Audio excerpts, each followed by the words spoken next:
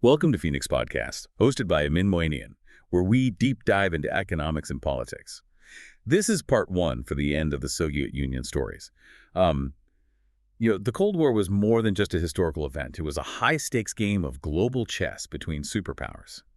And the Soviet Union was determined to spread their communist ideology worldwide. We're going to explore how they tried to make that happen, what their strategies were, and what ultimately led to their downfall. What's fascinating is that this wasn't simply about territorial conquest. It was a clash of ideologies. The Soviets genuinely believed communism was destined to become the dominant system for the entire world. So they weren't just playing checkers here. They were thinking long-term with a vision for a global communist order.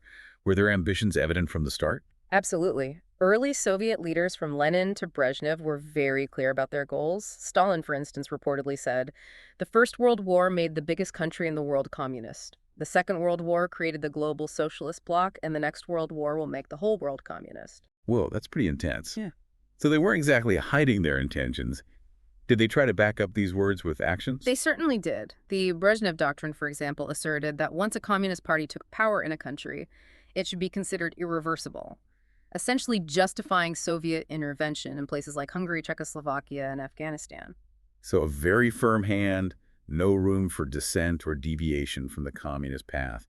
But I'm curious, how did they manage this balancing act of aggressive expansion while knowing they weren't the only player on the board? After all, they were facing the U.S. and its allies, right? That's a great question. They were definitely aware of their limitations. The U.S. and its allies had a significant economic advantage, about 4 times the economic power of the Soviet bloc. So the Soviets had to be strategic, and that's where Lenin's thinking comes in. He was a master of exploiting temporary advantages and understanding when to advance and when to retreat. His strategy was to wear down a stronger enemy over time.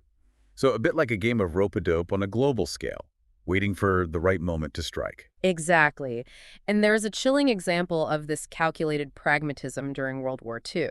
Stalin ordered his troops to halt their advance on Warsaw, allowing the Germans to brutally crush the Warsaw Uprising.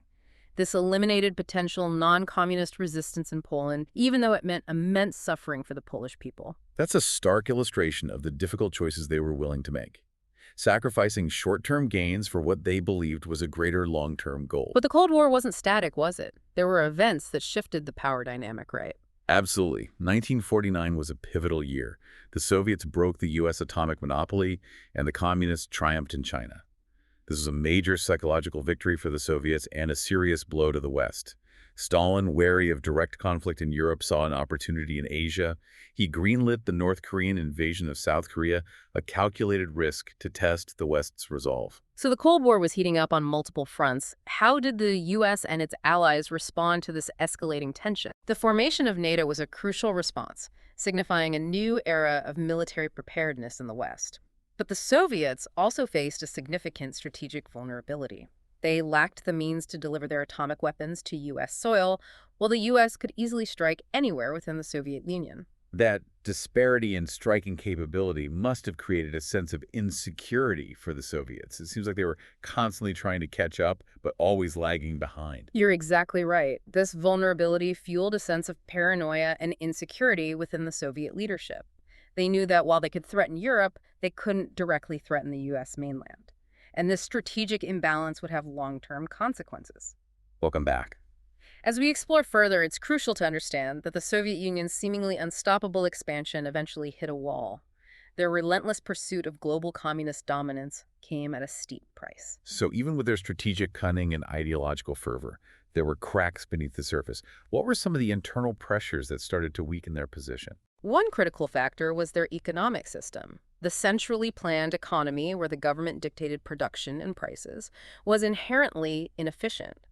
Unlike market-driven systems which respond to supply and demand, the Soviet economy was plagued by shortages, stagnation, and a growing black market. So the reality for everyday Soviet citizens didn't quite match the propaganda of a prosperous and equitable society. Exactly. The promises of a worker's paradise clashed with the reality of people struggling to obtain basic necessities. This economic strain had a ripple effect throughout Soviet society. That makes sense. And we talked earlier about the Soviets' massive military buildup to keep pace with the West. Did that contribute to these economic woes? Absolutely. To maintain their military might, the Soviet leadership diverted vast resources away from consumer goods and social programs. This created a growing sense of discontent and disillusionment among the population. They were essentially sacrificing their own people's well-being on the altar of military parity. It sounds like they were caught in a vicious cycle, trying to project strength on the world stage while their internal foundations were crumbling. Precisely. And this circles back to the strategic vulnerability we discussed earlier. The more they poured into the military to counter the perceived threat from the West, the more they strained their already struggling economy. This, in turn, fueled further unrest and weakened their overall position, both domestically and internationally. So it was a self-defeating strategy in many ways. You could say that. They were trapped in a classic security dilemma where their attempts to enhance their security ultimately undermined it. Were there any specific events or decisions that accelerated this downward spiral? The Soviet invasion of Afghanistan in 1979 was a major turning point. This ill-fated adventure became their Vietnam, a costly and demoralizing quagmire. Why was this such a disastrous move? It was a miscalculation on several levels. They underestimated the fierce resistance of the Afghan mujahideen, who were supported by the U.S. and other Western powers. The war exposed the limitations of the Soviet military, tarnishing their image of invincibility. And this must have had a significant impact back home. It did. The casualties and economic costs of the war fueled growing anti-war sentiment and added to the already widespread sense of disillusionment. So you have this confluence of internal pressures, a stagnant economy, social unrest, a draining war in Afghanistan. It seems like the perfect storm brewing. But what about the leadership? Did the individuals in power play a role in the Soviet Union's eventual collapse? Leadership always plays a crucial role in shaping historical events. In the 1980s, the aging Soviet leadership epitomized by Brezhnev and his successors was increasingly out of touch with the realities facing the country. They clung to outdated ideologies and failed to address the mounting problems. So a kind of stagnation at the top, mirroring the stagnation in the economy. Yes, and this vacuum of leadership allowed for the rise of a new generation of reformers, most notably Mikhail Gorbachev. Gorbachev, the man who tried to change the system from within. But didn't his reforms ultimately backfire? That's a question we'll delve into in Part 3. We'll explore Gorbachev's ambitious reforms of perestroika and glasnost, his attempts to revitalize the Soviet system, and how these reforms, while well-intentioned, ultimately unleashed forces he couldn't control. Okay. I'm definitely intrigued to hear how this all unfolds. It seems like we're reaching a critical juncture in the story. The Soviet Union is facing immense pressure from within and without. The question is, how will they respond? Be sure to join us for Part 3 as we explore the final chapter of this historical saga. We're back for the final chapter in our deep dive into the collapse of the Soviet Union. We've seen how their grand ambitions were met with internal struggles and external pressures. Now we arrive at the Gorbachev era, a time of dramatic change and ultimately the end of an empire. So tell me, what was Gorbachev's vision? What were perestroika and glasnost all about? It's essential to understand that Gorbachev inherited a system in deep crisis. He recognized the urgent need for radical change if the Soviet Union was to survive. Perestroika, meaning restructuring, aimed to revitalize the stagnant Soviet economy.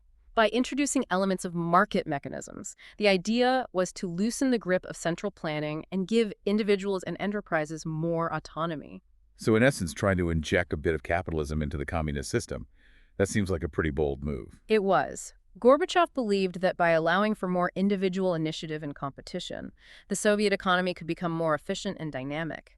He also wanted to reduce the bloated bureaucracy that had stifled innovation and productivity for decades. And what about glasnost? That was the other big word associated with Gorbachev's reforms. What did that entail? Glasnost, meaning openness, sought to increase transparency and freedom of expression. Gorbachev wanted to move away from the secrecy and repression that had characterized the Soviet system for so long. He allowed for greater freedom of the press-released political prisoners and encouraged open discussions on previously taboo subjects. Imagine for the first time people could openly criticize the government and even question the very foundations of the communist system. It sounds like he was trying to create a more open and democratic society. But didn't these reforms intended to strengthen the Soviet Union ultimately backfire? That's the irony of it all. While Gorbachev's intentions were noble, his reforms unleashed forces he couldn't control.